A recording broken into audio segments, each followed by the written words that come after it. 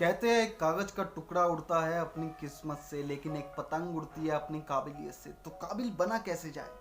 दोस्तों, इस वीडियो के एंड तक आप अपने देखने का नज़रिया, अपना पॉइंट ऑफ व्यू बिल्कुल चेंज कर लोगे। आप हर एक नेगेटिव चीज़ में से पॉजिटिव चीज़ कैसे खींच के लानी है, कैसे उसको ऑब्जर्व करना है, वो आप सीख लोगे। आज की वीडियो का जो टॉपिक है वो है कि क्या हम रावण से कुछ सीख सकते हैं।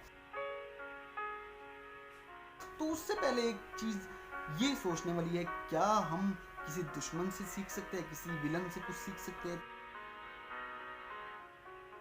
तो पहले आते हैं आपके बचपन पे इसका सॉल्यूशन देखने के लिए। जब आप छोटे बच्चे थे, स्कूल में जाते थे, तो आप अपना कॉम्पिटिटर, अपना दुश्मन उसे मानते थे जो आपके या तो इक्वल मार्क्स लेके आता है, या थोड़ा सा ज़्यादा या थोड़े से कम। अगर आप लड़ने वाले बच्चे थे तो आप अपना कॉम्पिटिटर उसे मानते थे जो आपसे लड़ सके, आपसे झगड़ सके।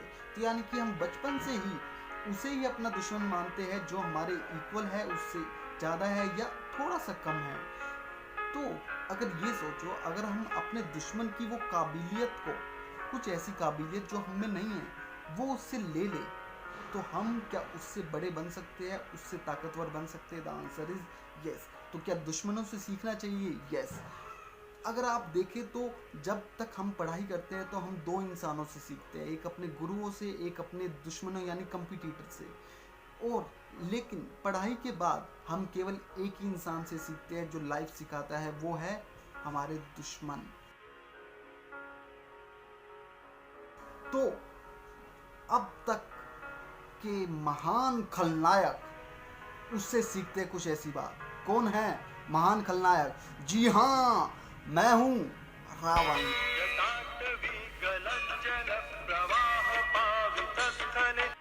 रावण से कुछ सीखते हैं ऐसी बातें जो किसी ने ना आज तक सुनी होगी, ना कही होगी।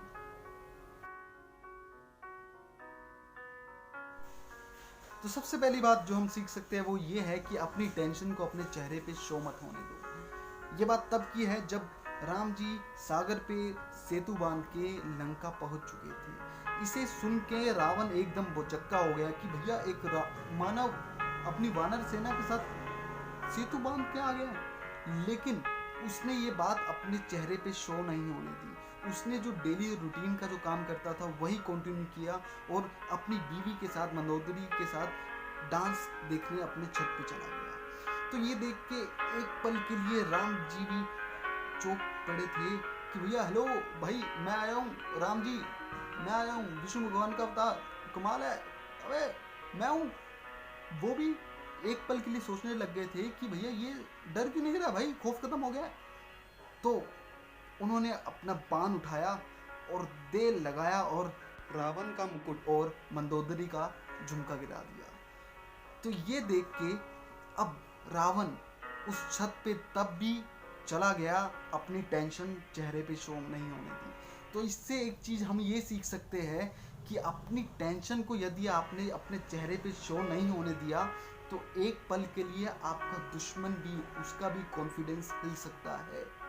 तो यानी कि अगर आप कोई लड़ाई, कुछ पढ़ाई, कुछ ऐसा करने वाले हैं, अपने फेस पे हमेशा कॉन्फिडेंस रखो, अपने फेस पे टेंशन शो मत होने दो। तो अगली चीज़ जो हम सीख सकते हैं वो ये है कि अपने ही दुश्मन, अपने कॉम्पिटिटर को अपना दोस्त बनाओ और उन्हीं से सीखो। तो ये बात तब की है जब रावण किष्किंधा नरेश बाली से युद्ध करने जाते हैं। रावण बैठा हुआ था, एक दिन कहता कि भैया हेलो यार, बोर हो रहा हूँ। वो जो एक बाली बाली नाम का एक बंदा है, उससे लड़के आता है, उसके गेट पे पहुंच गया। गेट पे पहुंचने के बाद उसने आवाज़ लगाई, बाली बाली बाली। बाहर आ गया बाली, लड़ाई हुई, उसने अच्छा द्वंद्व युद्ध किया। लेकिन बाली ने उसको अपने कच्छ में, अपनी बाजुओं में दबा के इतना घुमाया, इतना घुमाया, और कैसे करके मंत्रियों का सहारा लेके रावण छूटा। और छूटते ही उसने अपनी दोस्ती का न्योता उसके सामने रखा। और दोस्ती होने के बाद कई विद्याएं ऐसी मानी जाती है कि उन्होंने बाली से सीखी। तो यानी कि हमें अपने दुश्मनों से कुछ ऐसी उसकी बातें जो है, जो उसमें प्लस पॉइंट है, उनसे सीखना। ऑब्वियस सी बात है, हमें भी बताना चाहिए, हमें अपनी जो अच्छाई है वो भी बतानी चाहिए, लेकिन कुछ ऐसी बातें जो उनमें हैं वो हमेशा सीखनी चाहिए।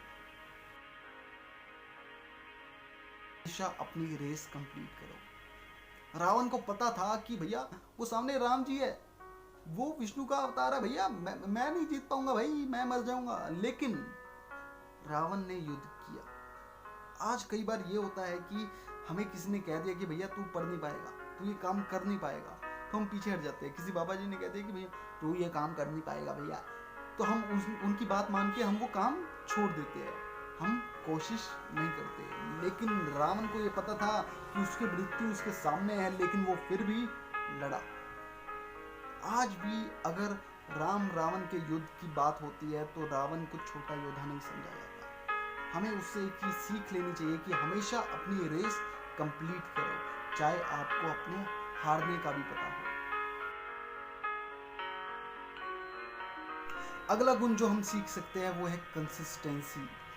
रावण का एक एक पुत्र अक्षय कुमार, महोदर, अतिकाय मौत को गले लगाता गया, लेकिन वो उसमें कंसिस्टेंसी थी। अपने भाई कुंभकर्ण को भेजा, अपने प्रिय पुत्र मेघनाद को मौत के गले लगा दिया, उसके बाद खुद गया। असफलता हाथ लगते हुए भी वो एक कंसिस्टेंट था। आज के टाइम पे हम अगर असफल हो जाते हैं, हम रिजल्ट नेगेटिव आ जाता है, ये कोई काम हम नहीं कर पाते, तो हम वो छोड़ देते हैं, हम उसको त्याग देते हैं। लेकिन ऐसा नहीं होना चाहिए, हमें कंसिस्टेंट रहना चाहिए। अगला गुण जो हम सीख सकते हैं रावण से वो ये है कि रिवीजन और अपने गुरुओं को हमेशा याद रखना।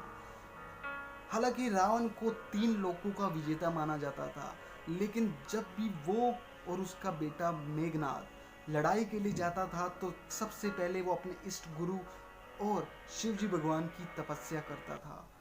तो यानी कि अपनी शक्तियों को वापस से उजागर करता था। अगर हम एग्ज़ाम देने जाते हैं या कुछ भी, तो हमें सबसे पहले रिवीजन करनी चाहिए और अपने गुरुओं को याद करना चाहिए। तो ऐसी 5 चीज़ें आप देख चुके हैं। अगर आपको ये अच्छी लगी है तो प्लीज़ इस सब्सक्राइब के बटन को दबा के और लाइक और कमेंट में आप बता सकते हैं कि क्या कमियां थी और क्या क्या चीज़ें आप सीख सकते हैं और आप अपना दिमाग लगा के। तो थैंक यू सो मच।